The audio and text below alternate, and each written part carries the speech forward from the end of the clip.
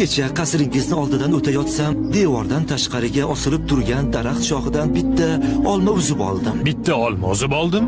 Ha, qornim juda och edi.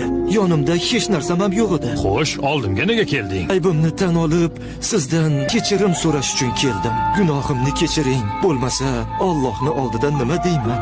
Hamma narsaga roziman. Kechirsangiz bo'ldi dedingmi? Shunday deding-a? Ha, nima desangiz ham mayli. Meni yolg'iz qizim bor. O'sha qizimga uylanasan. Qizimga uylanasanmi, yo'qmi? Yo qiyomat kuni Allohning oldiga mana shu gunoh bilan borasanmi? Mayli, roziman, uylanaman. Qizim ko'r, kar, soqov. Bir joyda o'tiradi, o'zi yura olmaydi.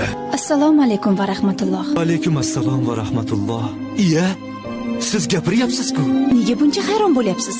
Otangiz menga sizni ko'zi ojiz degan edi. Bu faqat halolga qaraydi deganlari. Sizni kar ham degandi. Ha, men g'iybatni, yomon gapni eshitmayman. Sizni soqov degandi-ku. Faqat Alloh rozi bo'ladigan so'zlarni gapiraman. Otangiz sizni yura olmaydi degandi. Faqat halol yo'lda yuraman. Ya Alloh. Subhanalloh.